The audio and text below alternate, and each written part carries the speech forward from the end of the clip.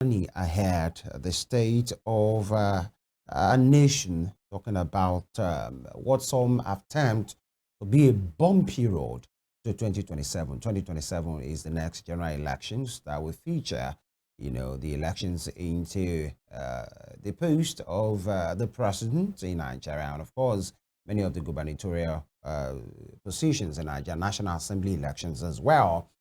And some are saying with this heavy politicking that we are witnessing at this time, it's supposed to ordinarily come maybe the year that precedes the general election. But the general election is 2027. Today is 8th of September 2025.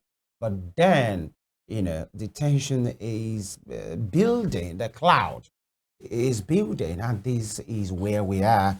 And some are concerned about the politician, the average Nigerian politician, the desperation. It's palpable. You can feel it while everybody is gunning for the power. Even at the highest level, the 001 in Abuja and the 001s at different states, the plot to be governor, the ones who want to return, those in the first time, alignment, realignment, and those that want to, offset the status quo in their state to boot out whoever is there and to gain power through the ballot. And is this not a desperation taken too far? By the way, in the next few months, to be the turn of the people of the good, the good people of Anambra State to make a decision either to return Governor Soludo or to have other persons occupy, the government house in Norca. And of course, it will be the turn of the good people of Ekiti State as well. Then Osun elections, we always is the last before the general election. It has a date already, August 8th, 2026. And the politicians, they are doing what they do. That is politicking. Some are concerned. Now, another angle is that of the umpire, INEC. Some are thinking, wouldn't they crack, under the heavy pressure of politicians, those that are desperate to grab power by all means necessary. Now, talking about INEC, the number one at INEC, that's Professor Yakubu Mohammed, will be retiring, bowing out later in the year, and many persons are concerned. Who will come into the fray? Will the person be able to shoulder this enormous task and the process of emergence of the INEC chairman, national chairman as well? Some have said, in as much the president or the presidency still have a say, can we ever, any president in power, can we ever trust that presidency to be neutral and they won't put pressure on that person? That is the talking point today, even as many Nigerians are waiting who will succeed Professor Yakubu Mohammed. And here we are. This morning, we have a public affairs analyst with us, Mr. Nelson Ekujimi. He joins us, to be part of this program and speak on this matter, the road to 2027, the pressure, and of course, the umpire, having a credible process. That is the main thing. Mr. Nelson, good morning. Thank you for joining us. Good morning. Thank you for having me. It's a pleasure. Yes, but just a quick one. I'm sure you know, many Nigerians know as well, that this kind of heavy politicking we are witnessing supposed to be coming naturally in 2026, but it has started. In fact, the president alluded to that in one of the speeches in which he said those that have triggered early politics. And some will say, Mr. President, not those people alone, even the APC, everybody is on a high right now. Are you concerned that this is real desperation in full action?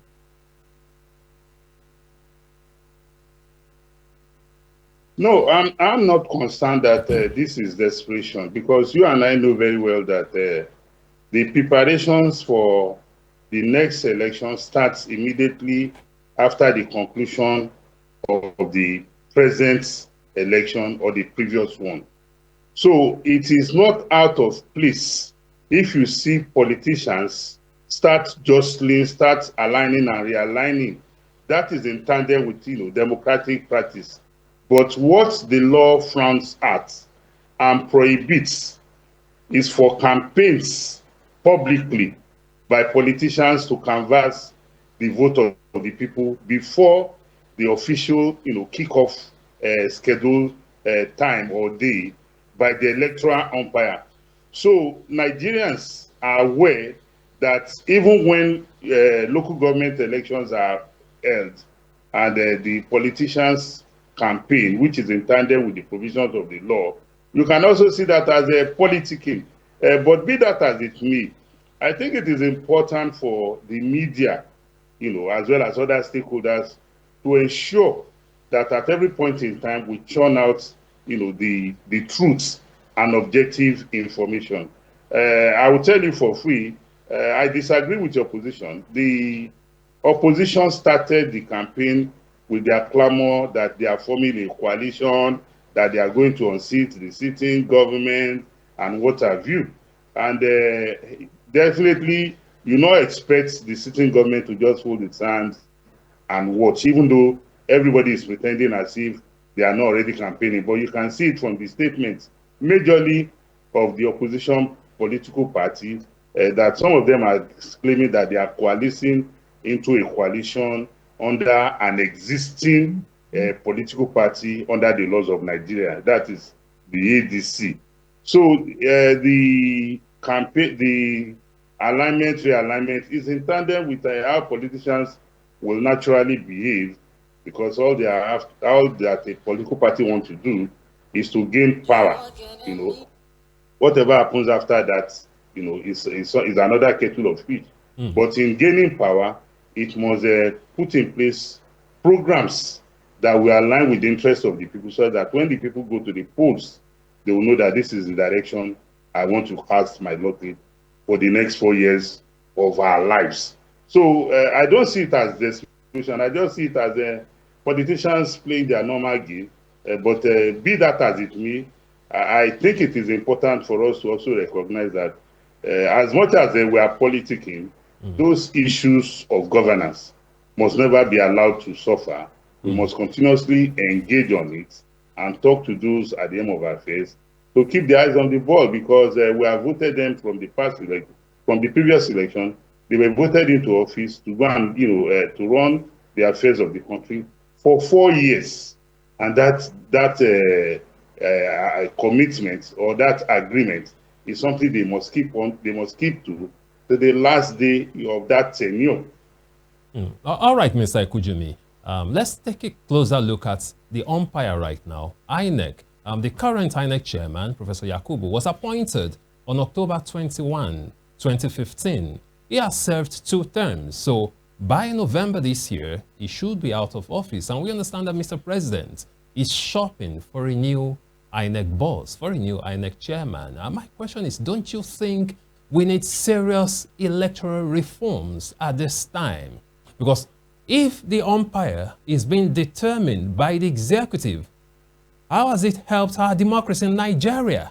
We've had challenges over and over again, people complaining about, the character of the persons of those, appointed into offices as INEC officials, talking about the INEC boss himself, the chairman, talking about the resident electoral commissioners, talking about the state commissioners of INEC. So don't you think we need electoral reforms? Why is it that here in Nigeria, we still have the executive appointing... Hello? Hello, can you hear me? Can you hear me, Mr. Ikujumi? Can you hear me clearly? Go on, I'm hearing you. All right, Yeah, so I'm talking about electoral reform, because if you look at other countries, even in Africa, like Kenya and South Africa, they have a robust system. Go on, I can hear you. Yes. All right, yes, I'm going on. Then even in the United States, in the US, for instance, the Federal Election Commission, they have at least 3 members of all the political parties represented. But here in Nigeria, we have appointments being made by the executive. Don't you think it will affect, the position of the electoral body? Can we really have free and fair elections in Nigeria if we still continue this way without electoral reforms?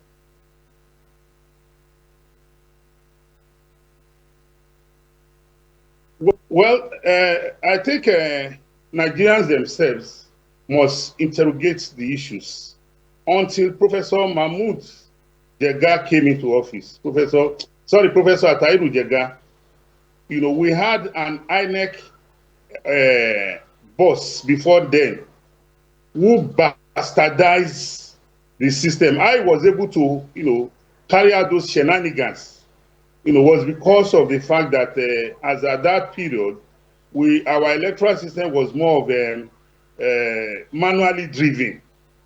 But with the assumption into office of Professor Tajudeen Abbas, we have seen tremendous technological improvements in our INEC, in our electoral umpire, in the conduct of elections, that minimizes or limits the possibilities for electoral malpractices. Then come the assumption into office of Professor Mahmood Jega, we have seen him up the ante in such a level that no matter who becomes the INEC boss today, if with the way our elections are conducted, if they maintain the status quo and improve on it, we'll continue to get it right. Don't forget, Nigeria's election is not the Nigerian people's affair alone. We also have support and collaboration with the international community. We have partners. My point and there exactly. are certain standards that have been set. Yeah, Mr. Ekujimi, my point exactly is the process through which the INEC officials emerge.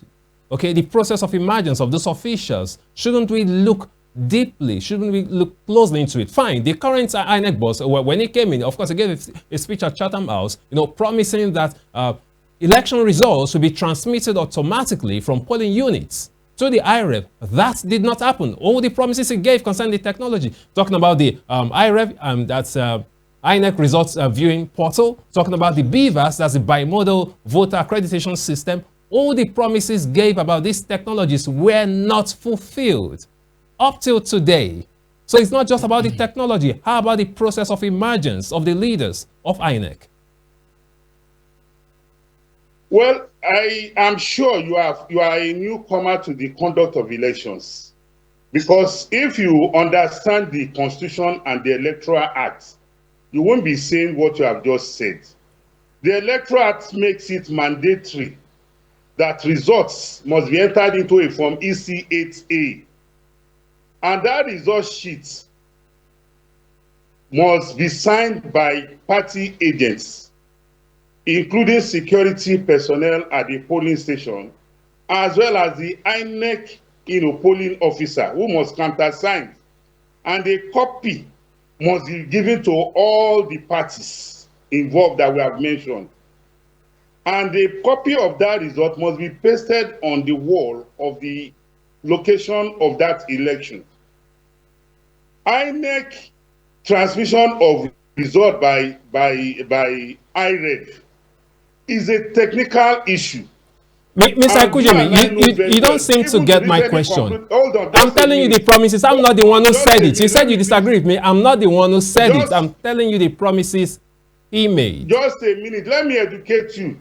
It's like it's like you have limited knowledge about how this thing works. Please. And my duty here, why you have brought me. Please, okay, please educate me, but I'm sharing the facts with you. Okay, I'm sharing verifiable facts with you. You are sharing a story that you have held on to. That even the it is not a story, Mr. Ekujimi. I'm sharing facts with you. Just a minute. Just a minute. Please go ahead. Our electoral system has the dispute resolution mechanism embedded in it. And you and I were all here when the parties that lost wanted to hang on to an infinitesimal part of the Electoral Act to say the election was not credible. All the justices of the Presidential Election Tribunal dismissed the petition that it lacked merit. If you say results were not transmitted electronically, the result sheet that was given to your party agent, where is it? After all, you and I know that the electorate gives room that the election must be conducted with result sheets from EC8A. But none of the parties who went to court to produce one to substantiate the allegations of rigging. And the court told you that the IREV is a viewing portal. It's just like you going to the stadium. Okay, for example, we are watching the World Cup qualifiers now. When you are watching some of the matches, you will see that at times the pictures will be still, these pictures will be frozen. Are you going to say if results of the match that is played, if it's not shown on the scoreboard, then the referee that blew that a goal was scored, are you going to say because the the goal was not shown on the scoreboard, that the referee that was on the field with the players and everybody knew a goal was scored, and the ball was taken to the center of the field for the team that considered the goal to make a pass. Are you going to say that the goal was not scored? So you must the purpose of us here is to educate people.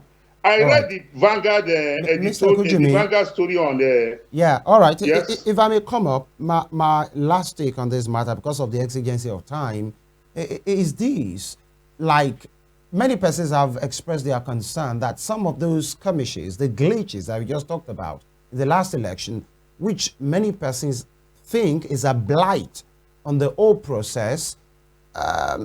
Now we are heading to 2027, 2020, even in 2025, there will be off-season gubernatorial election, 2 of them next year or thereabout.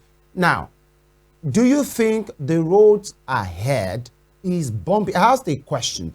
Now that there will be another, most likely, except the tenure of Mr. Yakubu, Professor Yakubu is renewed, if there is another sheriff in town, and with the kind of heavy politicking that is on the opposing side, is on the ruling party side, we are seeing, do you think they will be able to shoulder, the expectations of Nigerians, and they will give Nigerians, now, the continuous voter registration is on, there are complaints and all of those things, but in the coming days, the coming few months, do you think INEC will stand tall and put his foot on the ground, irrespective of who is coming?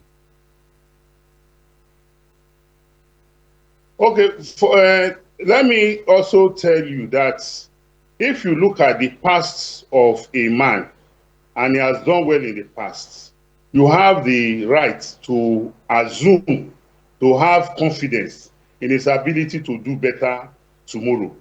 The conduct of the election so far by INEC has been, tremendously, great.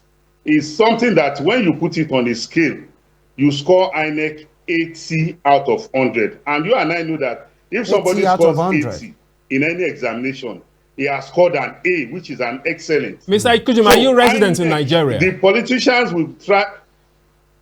I am absolutely. I've been an election observer, and I've been going from one part of the country to the other, observing elections.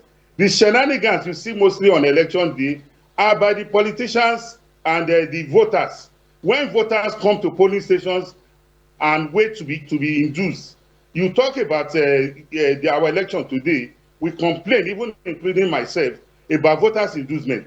If the voters' vote do not count, why are they being induced? If INEC is compromised, why are the parties inducing voters? All right, Mr. Kujimi, because of time. A situation where people say Party A gave them 10,000. Yeah, because of time, Mr. Kujimi, I'm quite concerned. You haven't really addressed my question. Okay, my concern is transparency. That was why I asked that question. Okay, I was trying to give you some facts. So those were not my opinions; those were facts. I'm concerned about transparency. In what aspects? Yes. Now, yeah, hear me out, Mr. Kujimi. Transparency in the electoral body. Don't you think we need electoral reforms? I gave an example of the US, how transparent their Federal Election Commission is. Do we have that transparency in Nigeria? If the INEC board should give a promise and is not coming through with it, is that a sign of transparency? And what should we be doing to make sure that INEC is more transparent, including the emergence of the leader of INEC, the boss, the chairman, and the resident electoral commissioners? That's my question. Transparency. Well, as far as I'm concerned, as far as I know, as far as I've participated in elections, actively, I've not been, a passive participant. I've been involved in our engagements with the electoral body, even with the voters themselves. And I can tell you, this present INEC, with the way they have conducted and managed our election, system, nothing could be more transparent than it. A situation whereby if a beavers machine that does not know whether you are going to vote for Party A or Party B does not authenticate your person, then you cannot vote. A situation whereby the result sheets and the ballot papers that are brought to Unit A differs from the one that is taken to Unit B. That if you take your voter's card to Unit B, even if you have a legitimate Mr. Kujimi, so INEC is perfect. You can never vote today. What transparency do you need? INEC is perfect. We don't need any reforms, right? No, let me, the INEC, I'm not telling you INEC is perfect. If INEC was perfect, I will tell you 100% over 100%. I told you 80% means that there's still room for improvement. If we want to undertake a review of the conduct of elections, there are other aspects we can look at. But if you are looking at the electoral umpire edge, as we speak today, with what has been put on ground by Professor Atairu Jega and Mahmoud Yakubu, I can tell you for free, we can't go back to where we came from before the assumption of these two men into office. All the right. innovations that have taken place in INEC. The INEC chairman sits in Abuja. He does not know how we vote in my local government. He does not come here. We are the ones who conduct election in my unit. Will the INEC chairman be in my unit? All right, Mr. Or will Kujimi. the resident electoral commissioner be in my unit in Lagos All right, and be in point another made. unit in Ibadan? When All we are right. conducting presidential election or governorship election? right. Absolutely no. So All right. the election system We have to go, inculcates sir. so many stakeholders All right. that makes It's an ongoing conversation, and trust Yeah. us that in the coming days we'll still have you talk on this, because I'm sure as much as you want it, Nigerians want it as well. The credibility of the whole process, irrespective of anybody or any power putting pressure on anybody, so that we have a nation that we're proud of. Public Affairs Analyst, Mr. Nelson Ekujimi, thank you for your time today. Thank you for having me. It's a pleasure. And of course, this will be the size of the program. These are nation. It must work. It should work. It will work. Femi Ojo is my name. See you tomorrow.